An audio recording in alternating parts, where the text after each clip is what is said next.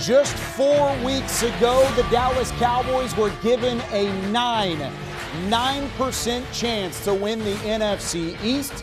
That's not the case as we enter the final week of the regular season. The Cowboys, with a win at FedEx Field, will be champions of the division for the first time since 2021, and they'll have to do so in some conditions. The wind blowing from right to left as we get things ready for Cowboys pregame live. It is a chilly, windy day. Precipitation possibly in the forecast here over the next couple of hours. It's the Dallas Cowboys and the Washington Commanders. We are live from the Star in Frisco. Cowboys pregame live presented by WinStar World Casino and Resorts. I'm Kyle Yeomans as we take you through what could happen again. This is an NFC East that has been very driven by parity since the 2004 season. That was the last time the Cowboys had a team in their division repeat in back-to-back years. Unfortunately for Cowboys fans, it was the Philadelphia Eagles. But as you can see here, we've got year upon year for the Cowboys and the Eagles and the Commanders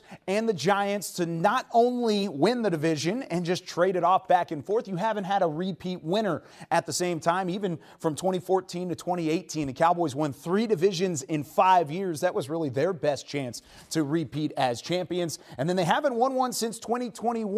That's what the Cowboys have a chance to do today with a win. They are sitting at 11-5. They could be 12-5 for the 3rd straight season underneath Mike McCarthy. And there's plenty to break down as we get you ready for this kickoff. It's the final week of the regular season. We've got Barry Church, Isaiah Stanback, Nate Newton here. I'm Kyle Yeomans. And gentlemen, it's one of those days that you love as a football player. You get a chance to wrap up a division, achieve something special, and then more importantly, place yourself in a great spot come playoff time. Barry, what are these days like as a player? As a player, you understand the excitement that has to deal with this matchup going into this game. You have everything in front of you. The number 2 seed, a possibility of having, 2 games at home if you're able to win that first preseason or first postseason game. So to me, this game has big aspirations and big, basically, achievements if this team is able to get the W out there, and I expect they will.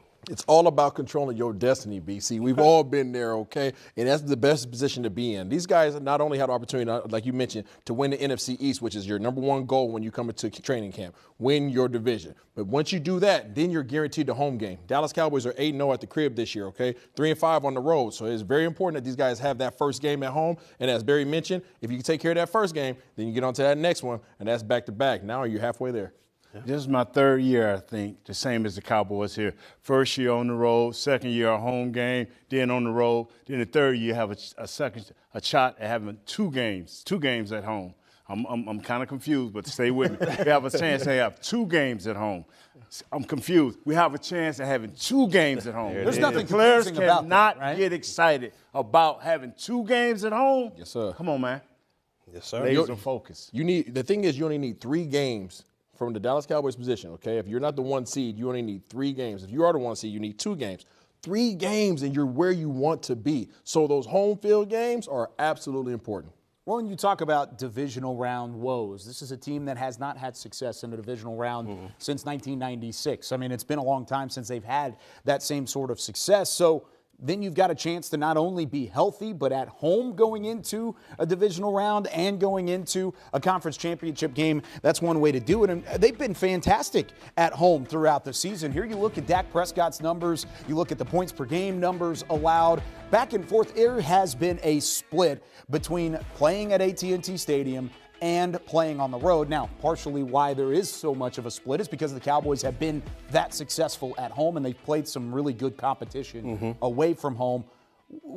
How important is it to wrap up the division, wrap up that 2 seed today? It's of the utmost importance because you just mentioned it. We all just saw the stats up there, what this team looks like at home versus what this team looks like on the road. At home, this team is averaging almost 40 points per game. On the road, it's in the 20s. So to me, that's a huge difference offensively. And defensively, you look at it, this team is taking the football away at home. And we all understand what the turnover battle and the turnover stat means for a team. 9 times out of 10, you're going to win that game. So granted, you're going to this game. It's a rivalry game. You want to get this dub, but there's so much more at stake for this game. And I believe this Cowboys team and this organization understands that. It's a must-win, and I don't care who else wants to say it any other way. It is a must-win ball game. You go out there, you take care of business. You need to win the ball game. You need to come out healthy. Those are your only 2 goals and missions that you have today. Hopefully they can check both boxes. I don't believe in must-win games, but until this situation here arises, you win this game. You at home. I keep going back to this. You got a chance to be at home 2 times before you go to the Boombox Boys in California. Do your job today. Come on now, 1 point. How many rings you got? 3. Okay, so you know a little something about that. Yeah. Okay, gotcha. Take his word. Yeah, take his word. That's true. If you're going to listen to anybody, that's the one you want to listen to. Yes, sir. In any other year, you probably don't put that much emphasis on home field advantage. But this year, with this team and this head coach, they've won games at AT&T Stadium. The stats underneath us right now, 21-4 as a whole. McCarthy can lead this team to 3 12-win seasons for the first time since that 1995 with a win today.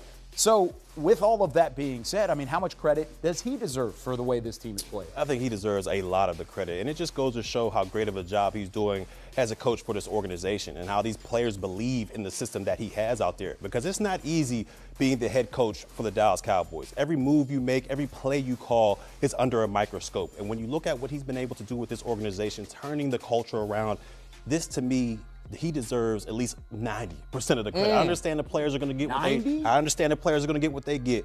But to me, Mike McCarthy has turned this whole thing around, and it's great, or it's credit due to him for what he's been able to do out there, because like I said, it's not easy being the head coach of the Dallas Cowboys. I ain't going to give him 90, BC, but I give him 89.9. Listen, okay, Coach McCarthy, he deserves a lot of this credit simply because of the fact, as a head coach, your job is to be managers of men. He's not only managing the offensive coaches, he's managing the defensive coaches, he's also managing the special teams. Along with those duties, he now has to go out there and call plays and game plan in that regard. Most head coaches don't have that responsibility. He does, and he's doing a great job of executing at all fronts.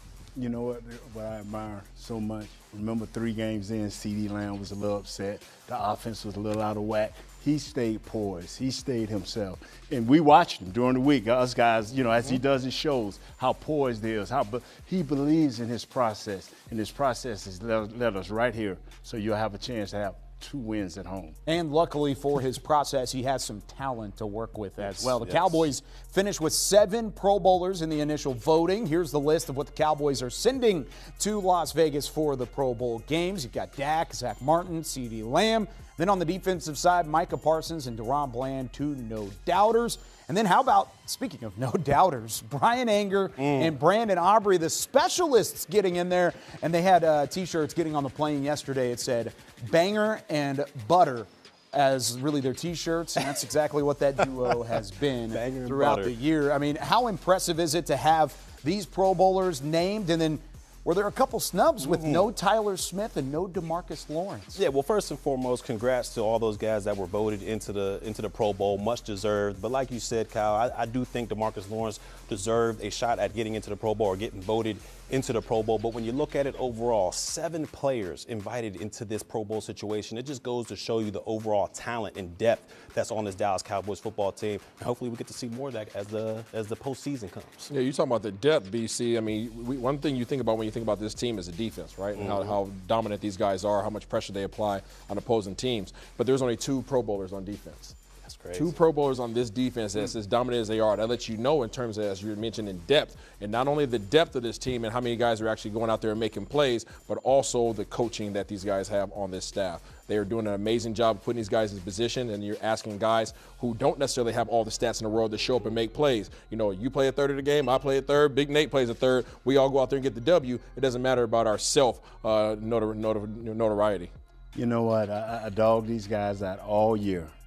Brandon Aubrey, Anger, great job. I talk about them, I dismiss them, I handle them all bad, I laugh at them, I joke about them, but these guys have helped keep us in games and also have won us games. Great job, special team guys. They have both been weapons for this team and somebody that you can rely on going into the playoffs. Somebody else who stepped up as a weapon throughout the year has been Daron Bland. Of course, he had his record-setting interception on Thanksgiving against this Washington Commanders team, his 5th pick 6 of the season, most in NFL history. Here's what he had to say about the thoughts on the Pro Bowl and facing Sam Howell, who he picked off for that record-breaking interception.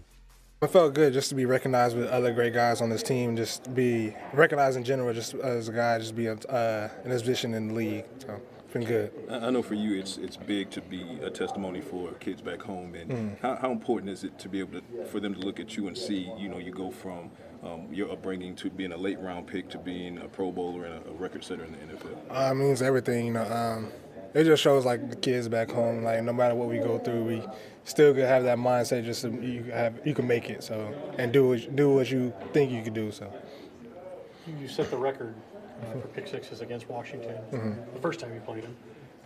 He leads the NFL. Hal leads the NFL in interceptions. What opportunities do you see for yourselves this week in that regard? We're always gonna feel like there's an opportunity for a pick. So, but we feel good. Going into the last week, it's division game still too. I think we're still trying to find a second seed. So it's gonna feel good for the opportunities out there. With Howell's, like Ed said, he has thrown a lot. Is it a lot of indiscriminate throws, or is it maybe they're just having to pass a lot because they've been trailing in games? What do you see with that? You always gonna have to pass at some point. Just the situations in the game is gonna make you pass a little bit more. But I feel like that's just who they are. They like to pass and they like to run. But Sam Howell has a strong arm, a good quarterback, so can't dismiss that. So good memories for Daron Bland going up against the gentleman wearing that helmet in the Washington Commanders. He had that record-setting pick on Thanksgiving, and he's got a chance to wrap up an NFC East division title with a win today. Live on the sidelines at FedEx Field, we've got Nick Eatman joining the show for the first time. And Nick, it doesn't matter if the Cowboys are looking to win the division or just looking to win a game in the middle of the year. There are always a lot of Cowboys fans in Maryland for a game like this. Do you expect a Cowboys-heavy atmosphere again here in Week 18? Well, without a doubt, it's going to be Cowboys heavy. And I think what happened was during the week or last weekend when they found out that this game really could mean a lot for the Cowboys, I think that's where you'll see even more Cowboy fans that scooped up some tickets and bought some. Last game of the year for Washington, they lost 7 in a row. And this actually, any chance to get a chance to win the division on your, rivals' home turf, that would be pretty cool too. So I think that's where there's a lot of excitement there. We saw some shots early in the pregame festivities about the wind. How much do you feel like the atmosphere of the weather and then also the chilliness and the wind all going to play a factor on this one? Yeah, there's no doubt the wind's going to be an issue in this game. It doesn't matter what the weather report actually says for Landover, Maryland. What matters is right here in the middle of FedEx Field and where it swirls a little bit. It's going to be an issue. We watched a little bit of Brandon Aubrey kick. He did a pretty decent job. He missed a couple, but for the most part, he seemed to handle it all right. But, it's one of those things. The wind it'll be going for 20 miles an hour. Then it stops and goes back. So, I'm sure whenever the Cowboys are on offense trying to throw the ball around, we'll see what it's like. But it's going to be up to the passing game. They've got to get going, and they've got to be able to overcome it. And there are going to be some different individuals blocking up front for Dak Prescott in the passing game. Reports coming down that both Zach Martin and Tyler Smith will be out at the guard positions today. Smith with the plantar fascia tear that he had last week.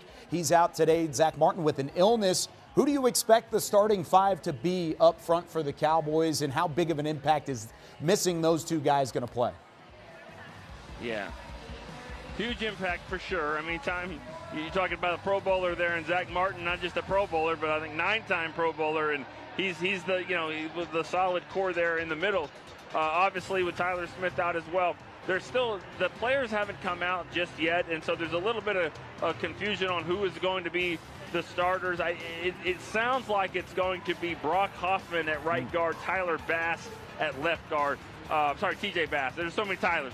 TJ Bass at left guard, Brock Hoffman at right guard. But Udoka didn't practice a lot. He's dealing with a toe injury. He could factor into this as well. They haven't announced the starters just yet. This morning, as you guys know, Zach Martin was added to the report as illness, but was supposed to play. Did not get better, obviously. And so I think Hoffman's going to factor into this. Yeah, that's a huge change from Zach Martin, Tyler Smith to a couple of young individuals who are inexperienced up front. We'll definitely keep an eye on that later on. Nick Eatman will join us later in the show as well as he catches up with Cowboys COO Stephen Jones. Nick, thanks so much. Now, let's welcome Nate Newton back into the set here because offensive line, of course, has been a talking point all year long. Health has been a question mark with this offensive line all year long. How big of an impact is it not having those two guys available? Definitely. I mean, you took two most physical players in Smith and then Zach Martin. I mean, these guys are great, but I think Hoffman is a brawler. He likes to mix it up, so we can get him in there mixing it up. TJ Bass, a technician, but also a brawler. We should be all right. We should be solid enough to win this game. There you see the full list of inactives. Really no surprise there. Maybe the one thing that could have changed from a week-to-week standpoint outside of those offensive linemen is the fact that Trey Lance could have been active and been a third quarterback on the roster so they could use him in a late game scenario. Also, something to note, Jonathan Hankins is active for the Cowboys, so an opportunity there for possibly to stop the run, have him in the interior of that defensive line, something to keep an eye on. But let's keep the conversation on the offensive standpoint. Tyler Smith or Zach Martin, which one is there a deeper drop-off to? Zach Martin. Okay, no, Zach Martin, that's easy. I don't even have to finish the sentence here, huh? Yeah. Zach Martin is so essential to what we do, especially with the center and our right tackle. That right tackle, that's Zach is his crutch. When things are not going right, Zach giving a little tap, say, hey, man, it's okay. Recompose yourself, get your technique back right. He talks to his right tackle, and he keeps still in line. And the center also feels real strong when you got a guy like that sitting there. And on the opposite side, you have TJ Bass, who's played well in a couple of games in filling in for Tyler Smith. Tyler Smith has missed 3 games this year, so it's not the first time that he's been inactive. What do you expect out of TJ Bass, the rookie, undrafted rookie out of Oregon? He's just going to play hard. He's going to play consistent. He's not going to give up nothing easy. If you get a sack on him, if you get a hit for a loss, you're going to have to work for that. This kid is a baller. He's a gamer. And I tell you what, man, just look at this guy's future. It's bright. I mean, it's bright. He's continued to show that even if somebody were to go down at either of the guard positions, you have a serviceable backup. It is going to be different. How does this change things from Dak Prescott's perspective? Oh, man, the middle may be just a little bit softer, whereas you have these other two guys that, Dak can step up in the pocket and move to the side and all of that. He may have to give a little bit, throw off that back foot just a little bit more, you know what I'm saying? Hopefully it doesn't upend things too much. Dak has been playing very well. The footwork has been good all season long at the same time. Let's flip to the defensive side. Another name not on that list, along with Jonathan Hankins, was Dorrance Armstrong. Showed up in the middle of the week with an ankle injury, said he got rolled up in practice. He is good to go. Do you expect him to see a full number of snaps today? No, I need for Sam Williams to step up, be disciplined, and step up. I need Dante Fowler to step up. What Armstrong brings is some consistency versus the run. He can get after the passer too, but he brings a little bit more consistency versus the run. And that's something that Dallas has needed, especially against the team that can run the football like Washington, right? Oh, definitely. Washington, they got this Robinson kid, and I'm glad they don't like to run him because he is a beast, 6'1", 228. Boy, he can get downhill and he can catch coming out of the backfield. Both Brian Robinson Jr. and Antonio Gibson are available for Washington today, and we'll talk about that 1-2 punch a little bit later on in the show. Another man missing for Washington, though, Jonathan Allen is out today. How much does that help the interior of that offensive line? Hey, when I saw what was possibly happening on our end and not one of the Bama boys going, thank you, God is looking down on us. Okay, well, how much does Daron Payne, his running partner, the other half of the Bama boys, have to step up in order to challenge this Cowboys offense? He's got to control the middle now. Before it was, both on both sides of the center. And so now you have no run game. If they decide to play, you have no run game. But now you got one guy trying to control that middle. It ain't going to happen. Not today. No, and it is going to be interesting to see the young inexperience up front. But that was the strength of their team with Jonathan Allen and Daron Payne for Washington. That was the strength of the Commanders. It doesn't look like it's as much of a strength as it once was without Allen in the middle. Now, we've seen a couple of Cowboys step up in big moments throughout the season. TJ Bass and Brock Hoffman have an opportunity to do so today. But Jordan Lewis has done that over the last couple of games. And with more on that, let's go to our very own Nicole Hutchison. Kyle, it feels good to see Jordan Lewis hitting his stride and playing some of the best stretch of football of the 2023 season. And it just so happens that one of his best performances of the year came against his hometown team, the Detroit Lions. And it's just a full circle moment for him considering last season he faced a career-threatening injury, foot injury at that. And he caught up with me earlier this week just to talk about the road to recovery. I was so happy, man. I got the interception, and then I got up, and I'm like, what's wrong with my foot? So I'm thinking like it's like an ankle sprain or something like that. I'm trying to walk on it. Yeah. I can't even put pressure on it. And I looked down and I said, oh man, that's not good. And, we got back to the locker room and they told me like, yeah, this is season ending. So we didn't know how severe it was until we got to the ER and they told us like we got to have surgery right away. How challenging was that experience for you? Because I mean, of course, a lot of athletes don't want to ever experience something like that. I mean, it was definitely it was a lot. It was a lot I had to go through. I mean, it was more so like just the pain of it. I mean, on the front end of it, just just waking up every day and just that agonizing pain, man. Just getting up and knowing you can't move, you can barely go to the bathroom. How did you manage to stay fighting? What kept you positive? I mean, I love the game of football. I had stuff to prove. I wanted to prove that I was one of the best nickels in the game, and I got that pick. I had the that burden off my back, and then I got hurt. So I mean, I think I was playing pretty well. I mean, our coach. Joe Witt told me that I was playing some of the best ball I've had.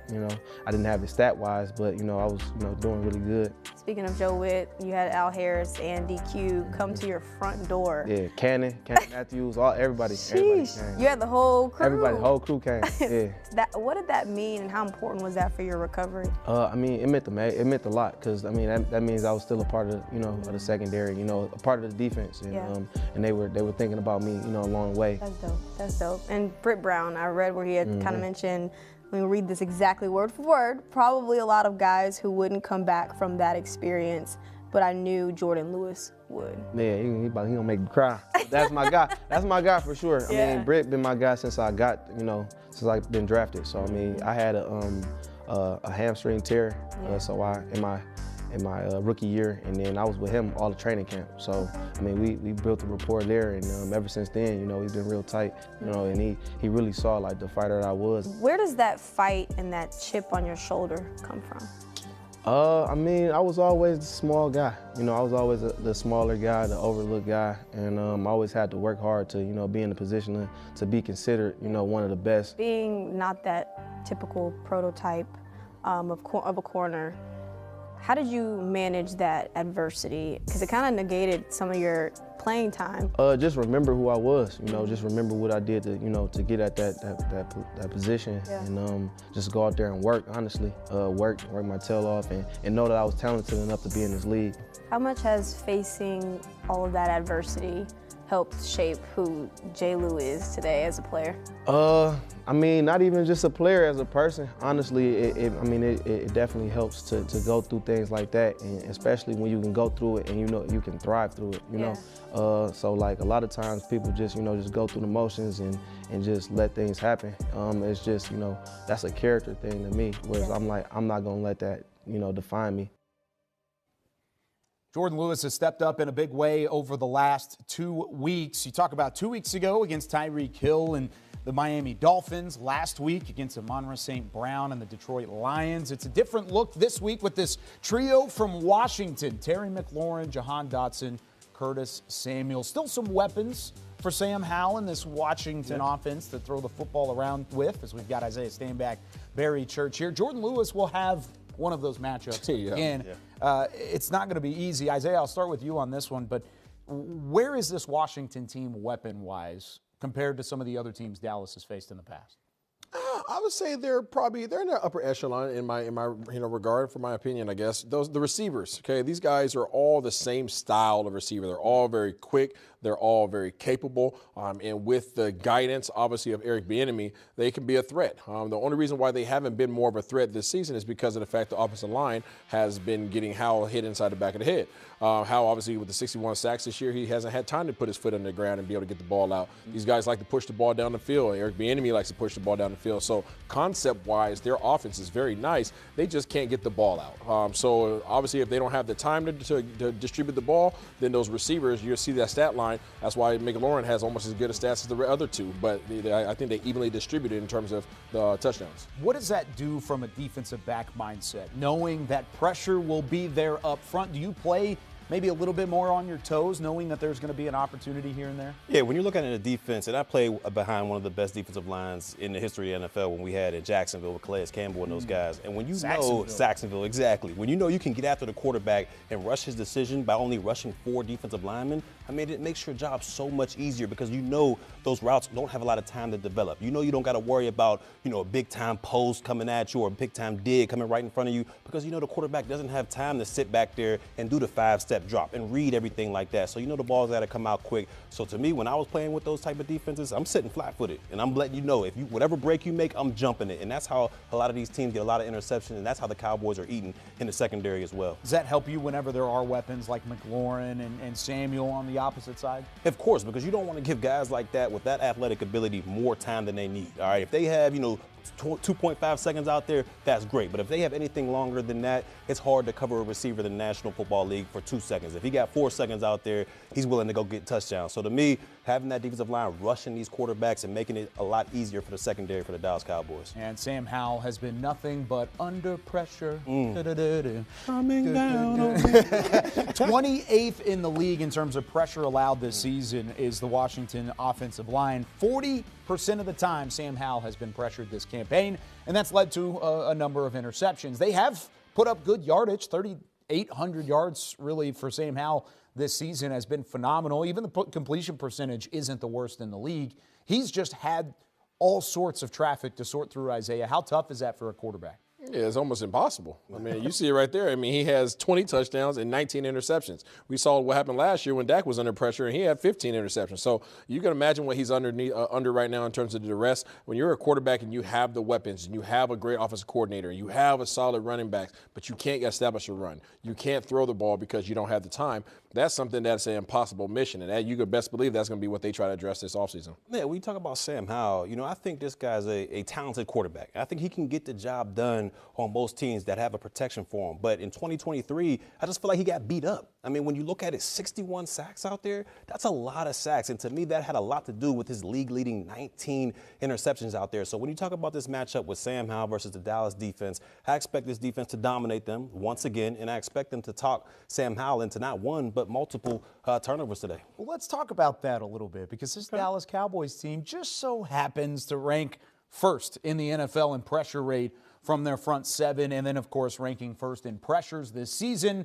none other than Defensive Player of the Year candidate Micah Parsons. These are his numbers through the first 3 years of his career. It's nothing short of incredible what he's done on a consistent basis. He has been that guy for the defense. It really starts with Micah. Can he have a big day today, Isaiah, and maybe put himself back in that Defensive Player of the Year conversation? I think we heard earlier in one of the clips, how focused he is on trying to get back there and get those sacks. He wants to get out of that 13 number. But the reality is, we've had this debate before on the show, sacks versus pressures. He leads the NFL with 98 pressures. And if he could even just get some pressure on Sam Howell, I think he's going to force some potential turnovers. A lot of times those defensive linemen, even when they don't get all the way home, the defensive backs becomes the benefactors of that.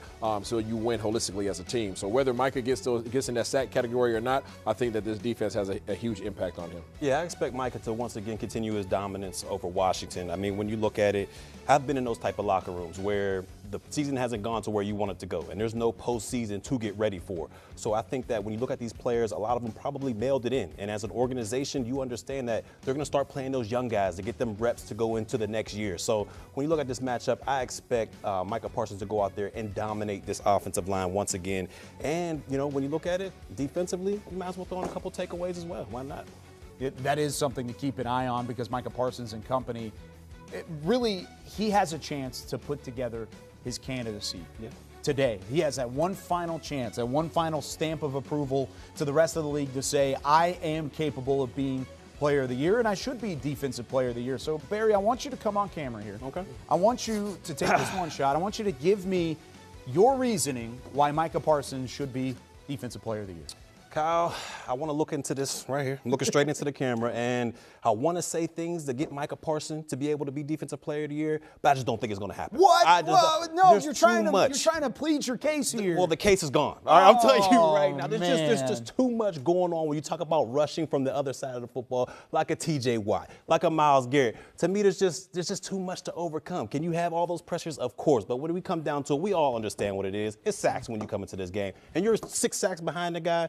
It's just not going to happen. I'm sorry, Micah. I'm sorry to everybody out there. I just tried to. It's just not going to happen. Isaiah wants a shot at it. Let's see what we can do here. Isaiah, save us. Look here, come here, right here. I need this one shot right here. Listen here. My name is Micah Doggone Parsons, okay? I am the Lion. I lead the doggone pride. Understand me? When I'm not on this field, this defense is not the same. I am the one player in this entire NFL that nobody can match up with one-on-one. Yeah, I'm the one guy that you have to be concerned about when I step on the field. You know why? Because even if I don't get a sack, I'm going to get a pressure. 98 of them, matter of fact, I'll go ahead and cross the 100 mark today just to ensure that you guys recognize game. You know what I'm saying? TJ Watt, yeah, he's a beast. Bosa, yeah, they're a beast, but guess what? They don't have the impact that I have. I bet you I get home more than they get home. Tell that. You understand me? Man. I love it. Thank you very I think much. he believes he was Micah Parsons. Yeah. For a hot second. He was straight into it. He was playing a role. I like it. That's facts. Are you? That is facts. Interesting. That's facts. That's that Big Ten love. That's that Washington and Penn State love, back and forth, right? That works. Yeah. He's cheering for his Washington Huskies tomorrow. That's what it is. All right. You talked about Micah being focused in on the task at hand. It's not all about winning Defensive Player of the Year, but it is about winning today. And he talked about the possibilities of playing a Washington team that wants to play spoiler. Here's what he said earlier in the week. It's always dangerous to go against someone who has nothing to lose. You know, they can pull out all types of tricks and gambits and gambles because they want to make a statement. We just want to beat the Cowboys. And, you know, like I said, their back's against the wall. They want to see what they have for next year and prepare for that. And, you know, we got to go and make a statement and say we are the better team, we are the more dominant, aggressive team, and we just got to prove that Sunday. Do you use last year's games as a kind of an example of what can happen? Yeah, for sure. I mean, everything that could have went wrong last year when we went down there. So obviously, there needs to be some tweaks and changes doing that this week. Have y'all talked about that a lot this week, last year's game? No, you know me, Combs. I don't care about last year. I just focus on what's up next. How can you guys build confidence playing on the road with a win this week? And how do you think that could play towards in the playoffs if you have to go back on the road? You know, hopefully we just go out there and win. I feel like confidence at this point, it shouldn't even be about confidence. It'd be like everyone should just know out and go out there and do their job. This is your job. We are a team. We need to go out there and play together and be as one and go out there and get a win that we should win. I think that's what it's about. I don't even think it should be about confidence. We're a week away from playoffs. I'm tired of learning and growing. It should just be about dominating and playing great football. So Washington has the opportunity to play spoiler against Micah Parsons and the Cowboys today, but we're going to take a look at some of the scenarios here with a little bit of math class. I mean, you guys were big mathematicians back in the day, right? Yeah. I was not. Sure. Yeah, that was not my favorite subject. That's why I'm a broadcaster. We've got playoff math here. This is something we can all get behind. Here's some of the potential opponents for the Cowboys, and this is, of course, with a Dallas win. We're going to assume Dallas is winning in these scenarios because if they lose and they fall to the 5 seed or the 3 seed, the possibilities really get out of hand. So here are the possible opponents, at least to start. Green Bay, the Rams, the Seahawks, and this is the simplistic side of it initially. These 3 teams will play later in the day around the same time the Cowboys will be playing. We've got some opportunities there. Based off of these three teams to start, who would you rather see out of these 3? Oh, give me Green Bay. Why is that? Give me Green Bay because I feel like Green Bay is one-dimensional right now. I think that obviously they have a really good quarterback in Jordan Love, but I think he's still unsure of himself. They're still trying to figure things out. They have the running backs in the backfield, but they're not as effective with those guys, and I think that our defensive line can get home all day and cause some havoc. Well, I'm going to have to disagree with you a little bit there, Mr. Isaiah Stanback. When you look at it, Green Bay, what has this defense struggled mostly against? Quarterbacks that are athletic with big arms. That's exactly what Jordan Love brings to the table when you talk about it. We understand what they got in the backfield. Aaron Jones, A.J. Dillon, big bruising backs, a big combination. So to me, I'd rather see this Rams team. Out of all this math, algebra, geometry, whatever you want to call it, I like to see the LA Rams because they have a stagnant quarterback back there, and that's exactly what this Dallas defense eats more than anything else. It's quarterbacks that are statues in the backfield. They've done it already this season. I think they'll do it again. Who out of these teams would you want to not see the most? Seattle Seahawks. Are you there too, Barry? Or ooh, I'm going Green Bay. I do not want to see Green Bay. I do not want to scream Green Bay, but Seattle, they're 1B. They're right there. Yeah, and remember, these two went at it a couple weeks ago, and Cowboys beat the Rams earlier in the season. That was a different Rams team, just by the way. That is one of the hotter teams in the NFL. And then the Seahawks, they won in a tight one, 41-35. So this is not the only possibilities. I know all at home are saying, what about the rest of the possibilities? Well, now we're going to go from playoff math to playoff algebra. It gets a little bit more complicated when things get crazy. You're out of here, not an algebra guy. We've got Green Bay over here losing. That's the first thing that really throws a wrench into it. You've got Seattle over here losing. And then right now, it looks like both the Saints and the Buccaneers are going to win. So we can go ahead and just cross this scenario out of here. The Bucs are currently leading. The Saints are leading big. And even then, the Vikings, they haven't been really playing very well either. So really, these last two are here. The Vikings, by the way, are down by 7 at the moment, says our producer, Caden Gates.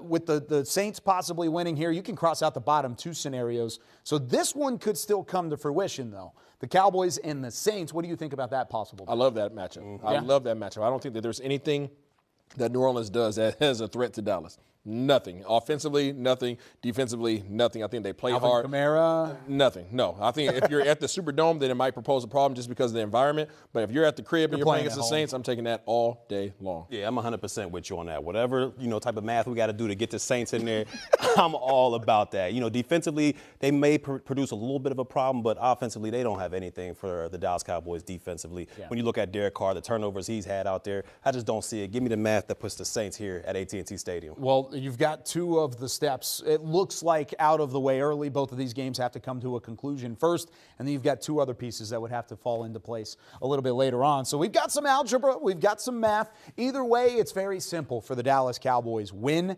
today and get the job done. And, of course, you want to look at some of these teams along the way that you could see.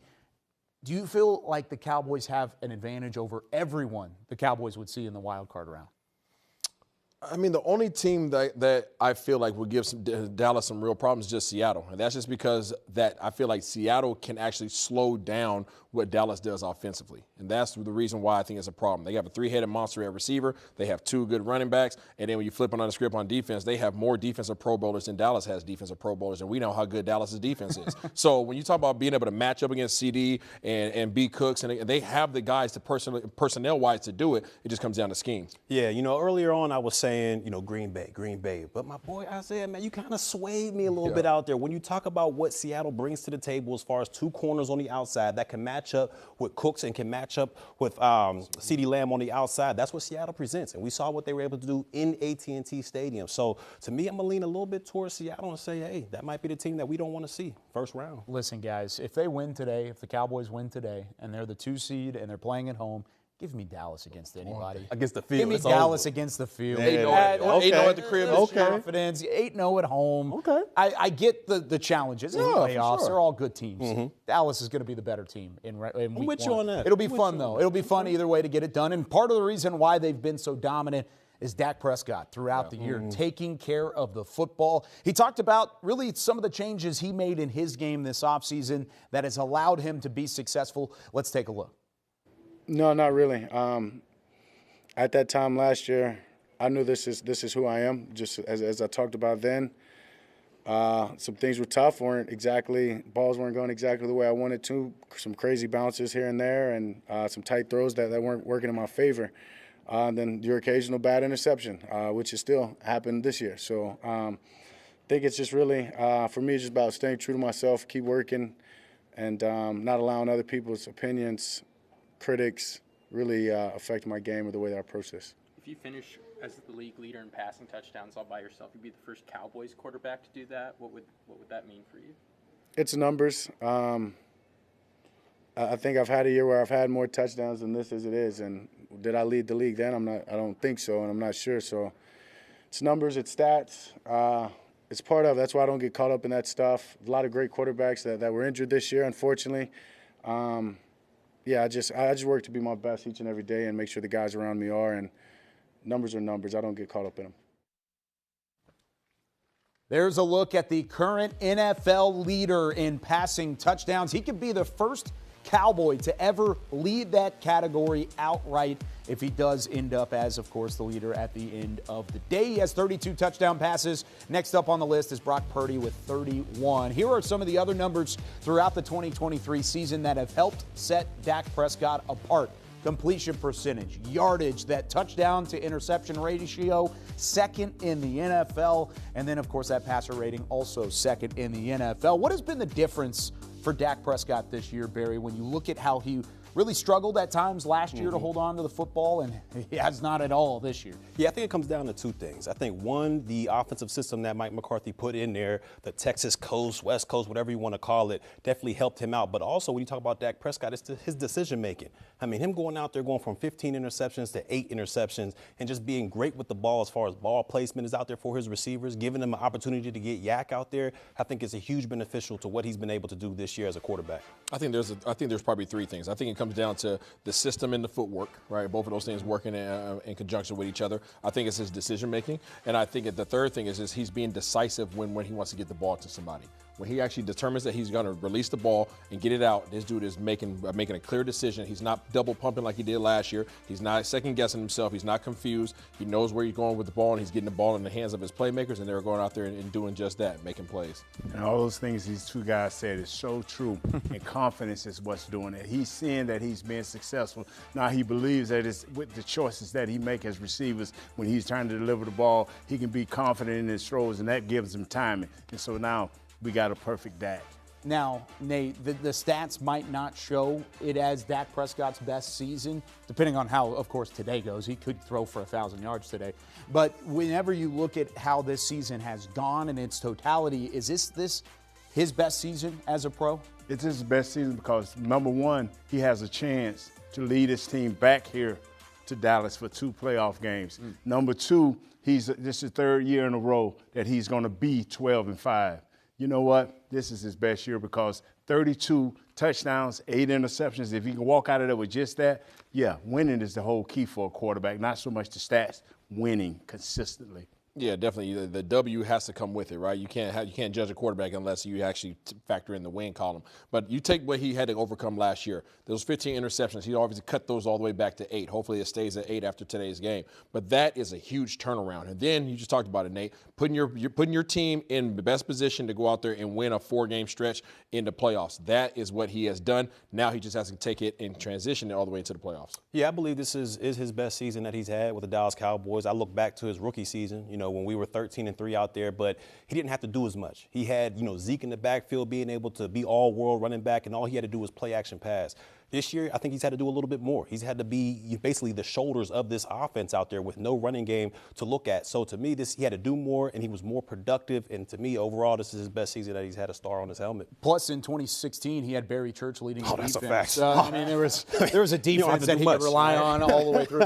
Nothing against this current defense. They're pretty darn good, too. Now, how special has CeeDee Lamb been as a part of this whole equation? We just got done with math and algebra. Now we've got an equation for it. Dak plus CeeDee equals TD is what it seems like. He's had 12 touchdowns this year. He's already broken the receptions and receiving yards record. I mean, Barry, when you look at this combination, how special is this for Cowboys fans to get to see?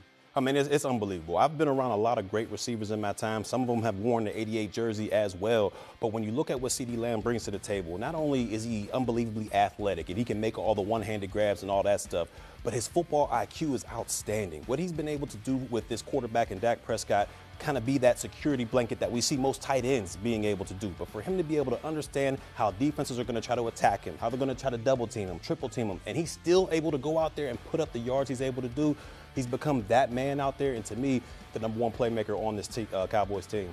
You've played with some really good receivers. I've played with 2 of the best 3 ever to do it, and that's Randy Moss and Terrell Owens. And the way in which you thought that you needed to get those guys the ball, that's what you're starting to sense with CeeDee Lamb. And not only are you feeling that, but they're actually finding a way to get the ball in his hands. This dude has 122 receptions. This dude is leading the NFL in that regard. He's second in receiving yards behind Tyreek Hill. They have got the ball in his hands. He's doing a lot with the ball in his hands, and they're going to continue to feed him the rock. even it required him asking for it. He's special, man. I mean, this kid, I've been watching him ever since he came out of Oklahoma in the Big 12. This kid was special back then. He's special now, and he even playing a little bit of running back. This dude is special. He really has had an incredible season, and something I think Cowboys fans should probably take a moment and just appreciate, because it has been really fun to watch what CeeDee Lamb's doing and the way he's grown in this offense. You can't necessarily say the same thing about Tony Pollard in his franchise tag year, though. It really has been a downtick for Tony Pollard. You look at the 2022 numbers, the 2023 numbers, they just haven't lined up the same way. Isaiah, I'll start with you on this one.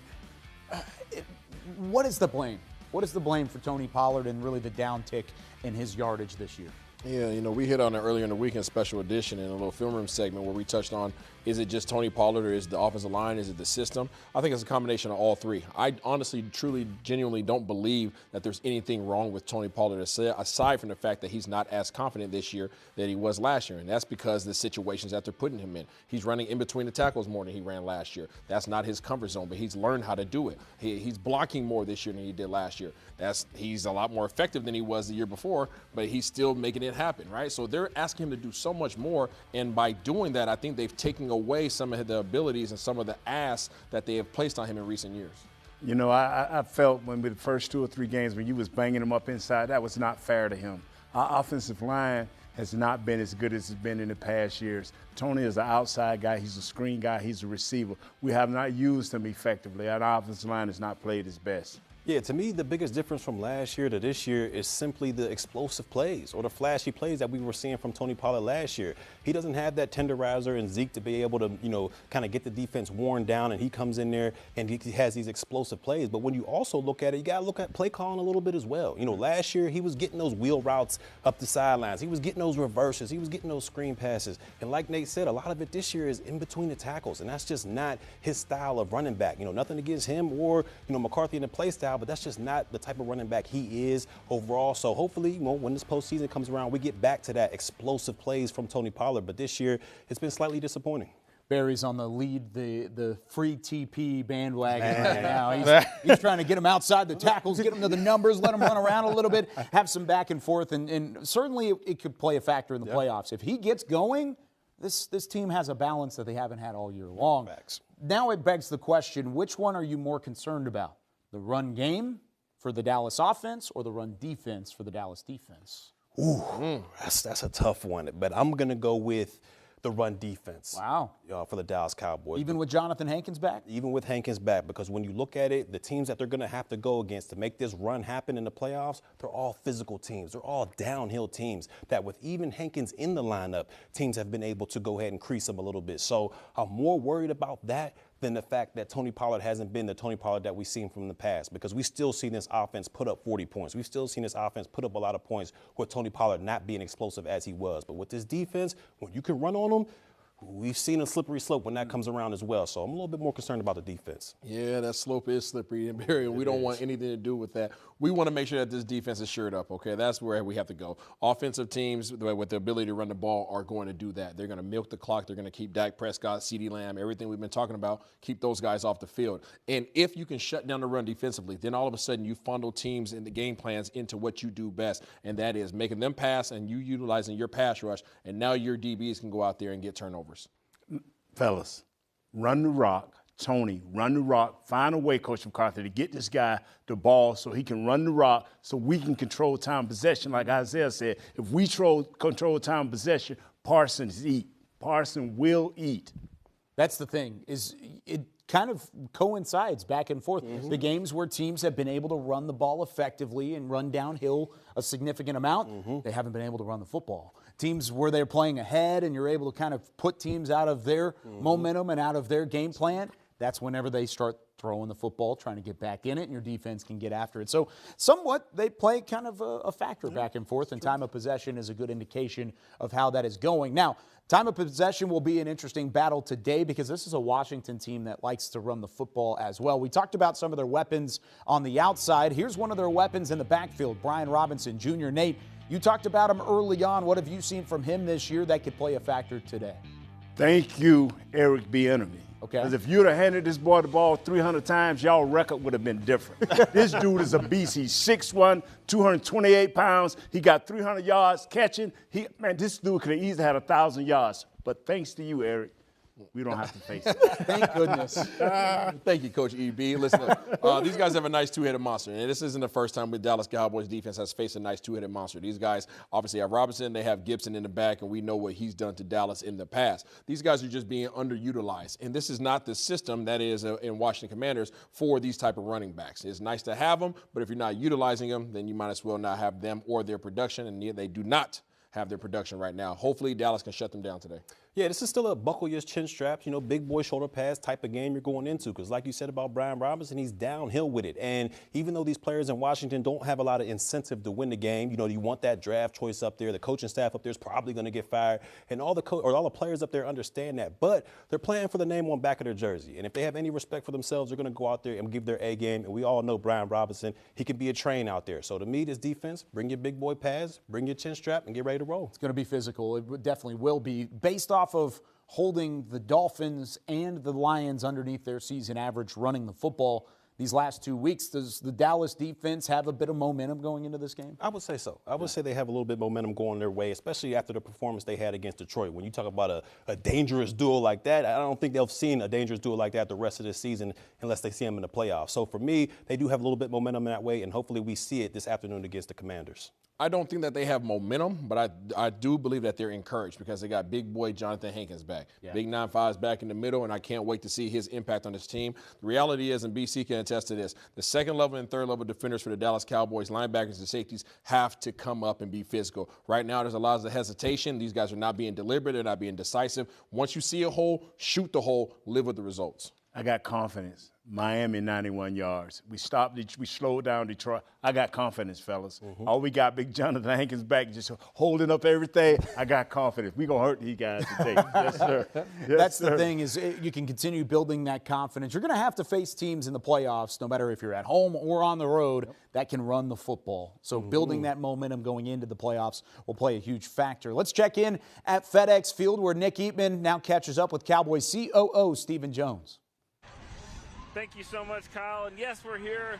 Windy field conditions at FedEx Field. And with Stephen Jones, Cowboys Chief Operating Officer. And we expected the last game of the season is going to be cool and windy. It could be worse, but this is still going to be something this team's going to have to get over here. This is actually pretty good compared to what you can get this time of year on the Northeast coast. You can get some snow. Saw the Patriots. Saw Baltimore last night right down the road. But no, this is what it's all about. I mean, it's an NFC East game. We know we're going to get their best shot. They always play us tough here, and obviously a lot at stake and a lot on the line for the Cowboys. Talk about your offensive line. I mean, a little surprised this morning to hear about Zach Martin getting sick and then not playing, obviously with Tyler Smith as well. What's your confidence level with the guard position right now? Well, we really like our guys. They've worked hard all year. Obviously, Bass is ready to go. He stepped in several times this year and done great work. And then Hoffman's going to get a great opportunity here. I know we're big fans of his. He'll battle, and he knows what to do. He'll get his assignments done, and, we feel good they'll step up. Your defense on the other side of the ball, they the last couple games have played really well against some of the playoff teams. What do you like from that side of the ball in defense? Well, I just think it's going to be great to get Hankins back. Obviously he was missed in terms of, helping plug those holes against the run game. But in general, I just feel like our guys are ready to get after it. They're going to, historically this season, the Commanders have slung the ball around and fully expect them to do it again. And we just need to get after them and do what we do best, create turnovers and make some big plays. The win last week and Philly's loss as well has allowed you to not even really scoreboard watch at all. You can just focus on this game. Will you do that at all? Will you keep an eye on that? Do you even need to? We're worried about what's at hand here. It's important, obviously. This game's huge for us in terms of securing home field, and we want to take care of our own business. All right, I appreciate it. Thank you so much. Stephen Jones, Cowboys Chief Operating Officer. Kyle, we'll throw it back to you guys. Thank you very much, Nick and Steven. FedEx Field hosting the Dallas Cowboys again, and I'm sure it's going to be a Cowboys-heavy crowd out there in Landover, Maryland. Back here with Barry Church, Isaiah Stanback. We've got Nate Newton. I'm Kyle Yeomans. Glad you're with us. And, of course, before we let you go, 3:25 kickoff on Fox. We've got to give our keys to the game. How do the Cowboys wrap up the division and get the job done today? Win a turnover battle. You know, they were able to do that last week. They got the dub, so go ahead and do it this week and walk away with the number 2 seed. 3 big plays offensively and 2 turnovers defensively. Just make sure you get out of there injury-free and win it by 1 point and come on home and get these 2 home. Come on home, man. That's the one thing. You got to stay healthy.